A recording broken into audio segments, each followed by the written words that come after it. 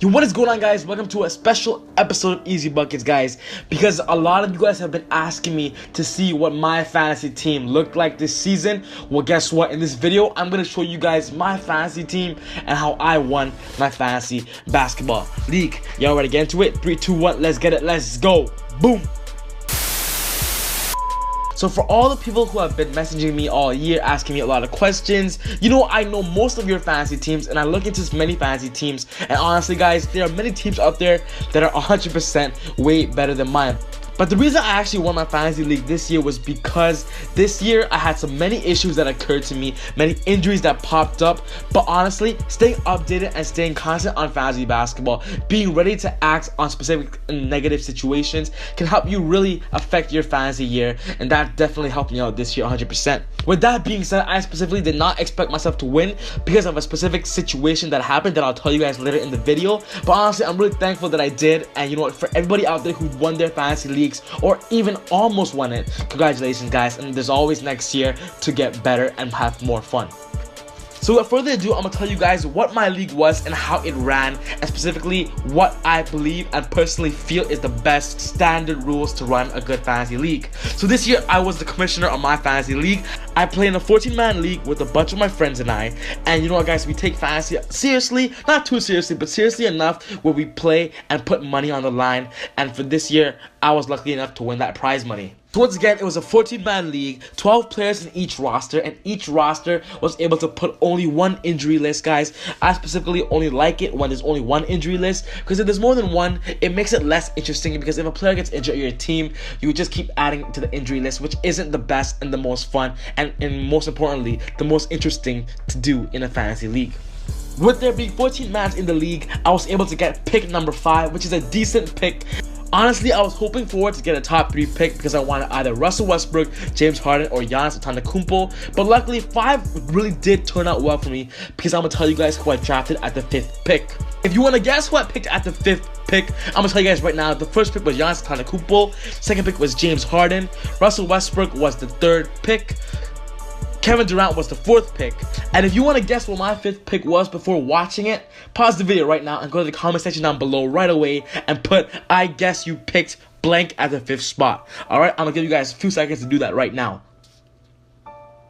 Alright, well, basically, guys, at the 5th pick, I kind of reached and I picked the great LeBron James. Yes, LeBron James was my first pick at the 5th pick spot, guys. I knew that with Kyrie Irving leaving and going to the Boston Celtics, LeBron had to play well. He had to play and keep Cleveland in contender. Yes, Isaiah Thomas was going to be injured throughout the whole first half of the season, so that's why I knew LeBron was going to get the ball. He's going to put up at least the same numbers as last year, but I believe he was going to put up better numbers. And you know what, guys? It's the end of the year now, and we both know what LeBron did this year. He did not miss a game. He did not sit out games. His minutes did not drop. And if you drafted LeBron James lower than the 5th spot, you were so lucky because LeBron played as the best player in fantasy basketball this year. LeBron is the best player in the world. I back that up 100%. In the second round, guys, I had the 24th pick, and I was stuck with a decision between Jimmy Butler and Kyle Lowry. Honestly, guys, you know where I'm located. I'm a big Raptors fan. I was specifically going to pick Kyle Lowry because I wanted to watch and pick and draft a hometown player. But you know what, guys? I went with Jimmy Butler. He was going to be the star of the Timberwolves. I picked up a nice duo of LeBron and Jimmy Butler as my first starting round. My 3rd round pick was kind of iffy, guys. I picked Mike Conley at the 33 spot. If you guys own Mike Conley, this year he did have a horrible fantasy season. A lot of injuries hit him. He got shut down super early, and Mike Conley did really hurt throughout the beginning of the season, guys. But what I did with Mike Conley is something that I'm going to be telling you guys later in the video. My 4th pick, I picked Jusuf Nurkic, guys. I was looking for a big. The only bigs that was available at that time was Nurkic and Aldridge, guys. And you guys knew that last year Aldridge did really have a bad season. At my 5th round pick, guys, I believe was probably one of the steals of my draft pick. I picked Clint Capella at the 61 spot, guys. Clint Capella was insane this season. Clint Capella was a great player to have and definitely went crazy, averaging double-double numbers, good field goal percentage, getting you blocks, many rebounds, and just everything a big man needs to do, and played better than DeAndre Jordan, in my opinion, this season.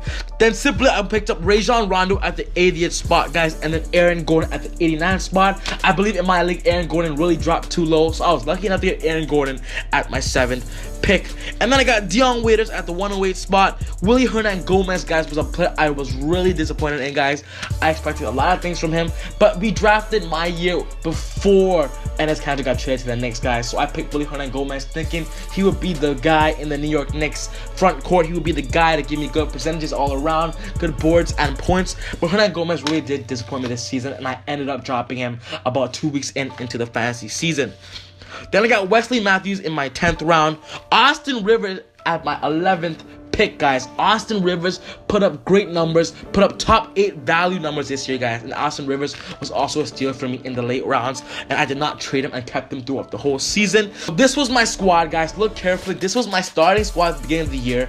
I was really confident with what I was going into. I had LeBron, Butler, a really great starting 5, a nice backup bench, players to put up numbers all around, guys. With this roster, I did not really lack anything specifically, and I really was looking forward to my first week matchup in my fantasy basketball season.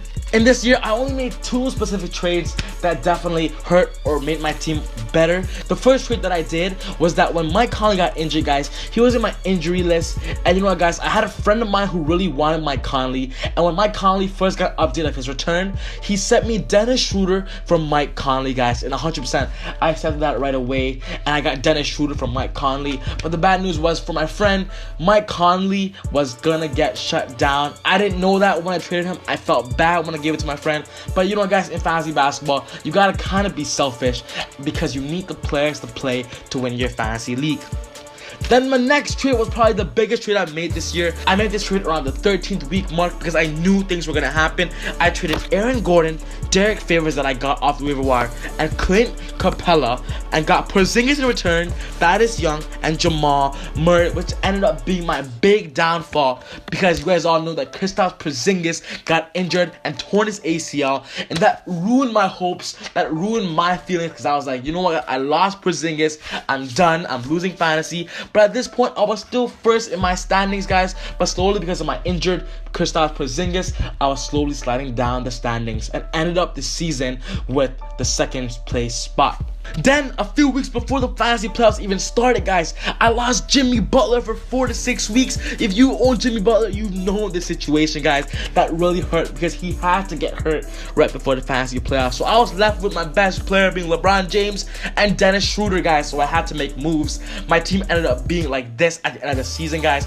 I got Karis LeVert off the waiver wire. I got Marcin Gortat off the waiver wire. I got Jabari Parker off the waiver wire, guys. I had these players come off the bench for me, picking up waiver wire numbers, and I had LeBron going crazy in the fantasy playoffs, guys. And that is exactly how I won my fantasy year, guys. I was able to react quickly, pick up the best players possible in the waiver wires. So once again, guys, here you have it, guys. This is my fantasy team. I hope you guys really enjoyed that video. I kind of summed it up quickly. I didn't want to say too much or talk about too much, but simply this was my team at the beginning of the year, and this is my team now at the end of the season, which is me winning the 1st place prize, guys. Next season, I'm thinking about, you know what, doing one with the fans. So if you guys really want to be a part of that, let me know in the comment section down below, and also hit that thumbs up button. But other than that, guys, take it easy. God bless. And you know what, guys, I'll see you next time on Easy Buckets. Woo!